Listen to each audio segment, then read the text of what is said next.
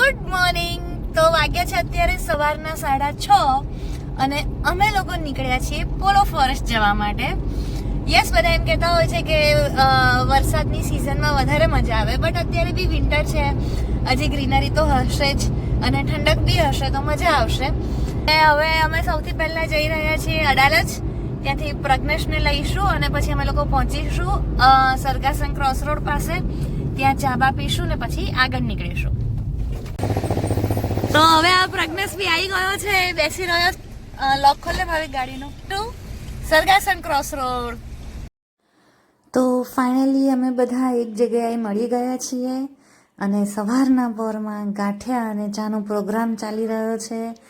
Yes, હજી બધાને એટલી બધી ભૂખ નથી લાગી, બટ ટાઈમપાસ માટે આપણા ગુજરાતીઓનું ફેવરેટ ચા અને ગાંઠિયા.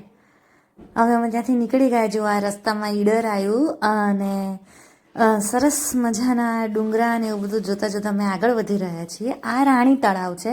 અહીંયા અંદર કંઈક મંદિર છે ને, એ બહુ સુંદર છે. હું વર્ષો પહેલાં ગઈ હતી, મને એક્ઝેક્ટ યાદ નથી. અને અમે લોકો પહોંચી ગયા છીએ. અમે લોકો એક રિસોર્ટ રાખ્યો હતો, તો અમે લોકો ત્યાં રિસોર્ટમાં એન્ટ્રી લઈ રહ્યા છીએ. આમની જોડે નક્કી કરી રહ્યા છીએ કે શું છે શું નહીં.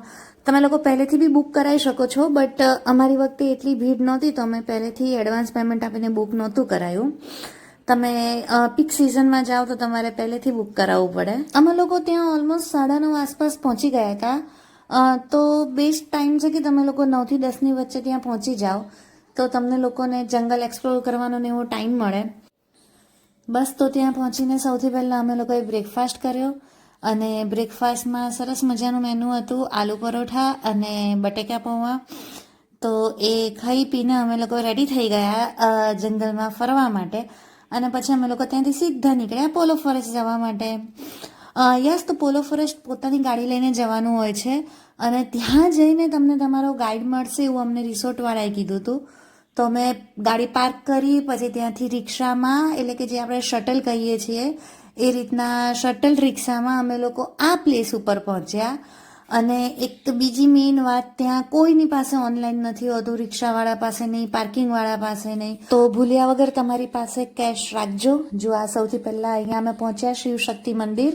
આ આપણી પ્રાચીન સ્થાપત્ય શૈલીનું મંદિર. યસ, આ મંદિરમાં અત્યારે અંદર કોઈ મૂર્તિ નથી, બટ તમને જોવા મળશે કે કઈ રીતના પહેલાંના મંદિર હોતા હતા. જુઓ, આ તરુણભાઈ અલકા ભાભીનો ફોટો લઈ રહ્યા છે. હું તમને અંદરથી પણ મંદિર બતાવી દઉં કે કઈ રીતનું છે. જુઓ, આ અંદરથી મંદિર. અત્યારે કોઈ ભગવાનની મૂર્તિ કે એવું કંઈ છે નહીં. પછી અમે લોકો ફટાફટ ત્યાંથી નીકળ્યા ટ્રેકિંગ માટે. અમારા ગાઈડ ભાઈ હતા ત્યાં, એ અમને ગાઈડ કરતા હતા કે કયા રસ્તે જવાનું છે અને એકદમ સેફ છે. સિમ્પલ જંગલમાંથી ચાલવાનું જ છે, સિમ્પલ ટ્રેક છે અને બસ એના ઉપરથી ચાલીને જવાનું છે. જુઓ, અહીંયા દૂર દૂર તમને પાણી વહેતું દેખાશે. યસ, અને પછી ધીરે ધીરે અમે લોકો ચાલતા ચાલતા ઓલમોસ્ટ અહીંયા વચ્ચે પહોંચી ગયા હતા. અહીંયા અલગ અલગ પ્રકારના ઝાડ ને એવું બધું હતું. તો અમારી જોડે જે ભાઈ હતા, આઈ મીન જે અમારા ગાઈડ હતા, એમને અમને બધાનું નોલેજ આપ્યું. એનું નામ છે મહુડો. તો માર્ચ મહિનામાં એના ફૂલ આવે છે. એ ફૂલમાંથી જુદી જુદી વાનગીઓ બનાવવામાં આવે છે. એ જ ફૂલમાંથી દારૂ પણ બનતો હોય છે. દારૂ એવું નહીં કે આપણે નશા તરીકે ઉપયોગ કરીએ, એવું નહીં. દારૂ દવા તરીકે પણ ઉપયોગ કરવામાં આવે છે. મે થી જૂન મહિનામાં એના ફળ હોય છે. તો આશરે 40 થી 50 કિલો ફળ ભેગા કર્યા હોય તો 15 થી 20 લીટર તેલ બનતું હોય છે અને એ તેલ ખાવાના ઉપયોગમાં વપરાય છે. જો આ છે મવડાનું ઝાડ. તો જેને પ્રકૃતિનો, નેચરનો શોખ હોય એને તો ખાસ એક વખત આ પોલોના જંગલમાં જવું જોઈએ. ત્યારે અમારા ગાઈડ ભાઈએ એક પ્રશ્ન પૂછ્યો હતો કે એવા 5 કયા વૃક્ષ છે જે તમારી પોતાની પ્રાઇવેટ પ્રોપર્ટીમાં હોય તો પણ તમારે એને કપાવવા હોય તો તમારે સરકારની મંજૂરી લેવી પડે. જો આનો જવાબ તમારી પાસે હોય તો કમેન્ટ કરજો, નહીતર પછી મને પૂછજો કમેન્ટમાં, હું તમને ત્યાં આન્સર આપીશ. અને હવે અમે પહોંચી ગયા છે એક્ઝેક્ટ વચ્ચે, જ્યાંથી થોડા વૃક્ષ ઓછા થઈ ગયા છે તો આપણા પડઘા પડે છે, જે ન પડવા જોઈએ. જો આ ગાઈડ ભાઈ પોતાનું જ્ઞાન વેચી રહ્યા છે.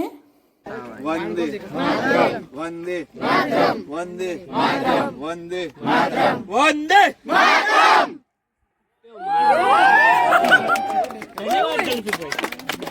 બસ, પછી ત્યાંથી આગળ વધીને અમે નીચે ઉતરવાનું ચાલુ કર્યું. આ જગ્યા જે દેખાય છે એમાં ચોમાસામાં લગભગ પાણી હોય છે, હું 2012માં પોલો ફોરેસ્ટ ગઈ હતી, એ પછી બસ અત્યારે ગઈ.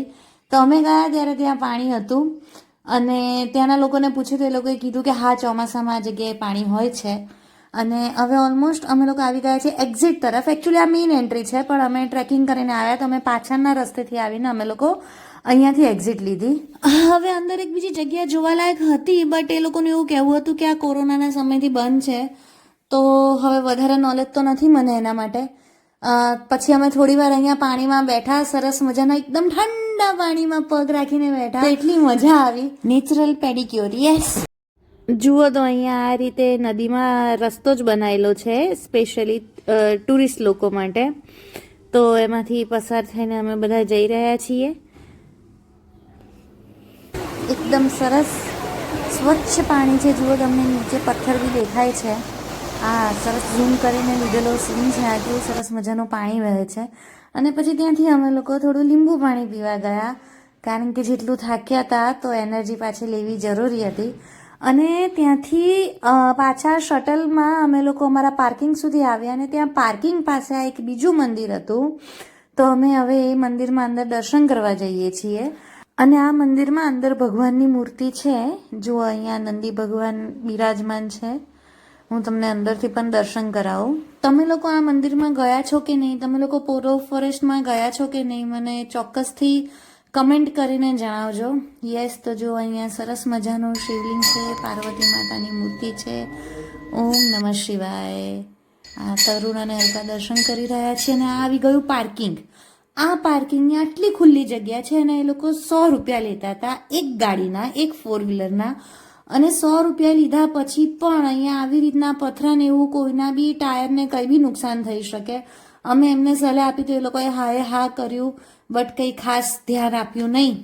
અને ત્યાંથી અમે લોકો પાછા આવી ગયા રિસોર્ટ ઉપર. અને ઓલમોસ્ટ અમે 2-2:30 વાગ્યાની આસપાસ આવ્યા હતા. અને આવીને પહેલું કામ કર્યું અમે લોકોએ જમવાનું. યસ, પેટ પૂજા. તો બપોરનું લંચ સારું હતું. સરસ મજાના 2 શાક, રોટલી, દાળ, ભાત, ગુલાબજાંબુ, છાશ. અને જમી કરીને પછી હવે અમે લોકો જઈ રહ્યા છીએ ત્યાંના મિની વોટર પાર્ક તરફ. યસ, તો આ છે મિની વોટર પાર્ક. જેવું અમે લોકોએ જમી લીધું કે એ લોકોએ તરત જ વોટર પાર્ક ચાલુ કરી દીધો અને બાજુમાં મ્યુઝિક બી ચાલુ કરી દીધું. આ વોટર પાર્કનું પાણી આમ ચોખ્ખું હતું. જો તમને શોખ હોય તો મજા આવશે પાણીમાં.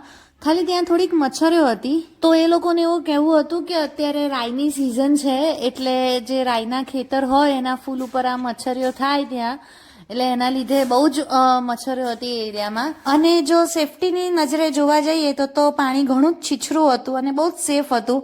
કારણ કે જો યથિકા પણ ઊભી છે તો પણ એને માળ કમર સુધી જ પાણી આવે છે.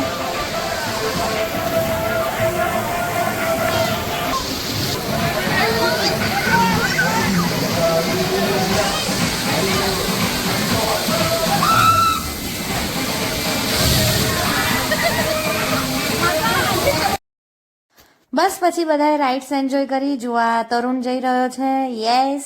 પછી આ મયુરભાઈ જઈ રહ્યા છે, યસ. મયુરભાઈ પ્રોપર વોટર પાર્કની સ્ટાઇલમાં જાય છે. અને પછી આ ભાવિક જાય છે.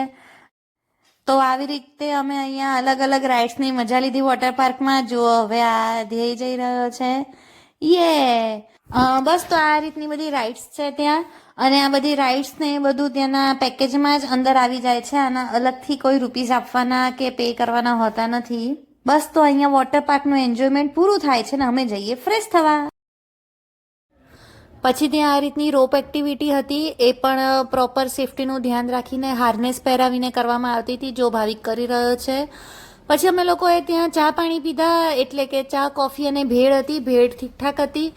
અને પછી અમે કર્યા વાતોના વડા, કારણ કે થાકી ગયા હતા બહુ. એટલે ચા પીધા પછી પણ અમે લોકો બેસી રહ્યા અને કર્યા વાતોના વડા. યસ. પછી કંઈક વિચારી કે ચલો હવે તો કંઈક રમીએ. તો અમે લોકો ગયા પત્તા રમવા માટે ને અમે લોકો રમ્યા ગધ્ધાચોર, એટલે કે ગલ્લાચોર. તમે તમારી ભાષામાં શું કહો છો એને એ પણ કહેજો.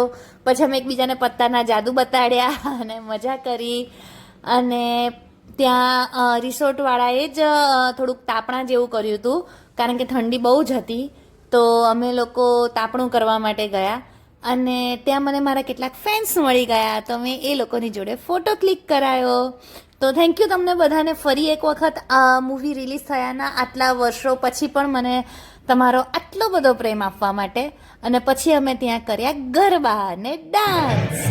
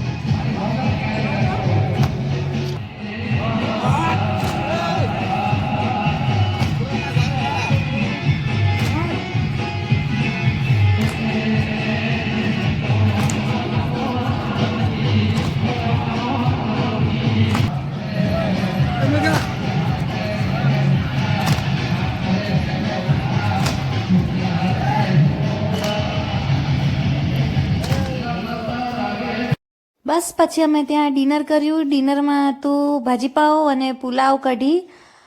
મેનુ સારું હતું બટ સ્વાદ ઠીકઠાક હતો. અને ફાઇનલી આઈસ્ક્રીમ ખાઈને અમે લોકો હવે છૂટા પડીએ છીએ. અહીંયા અમારી ટ્રીપનો અંત થાય છે.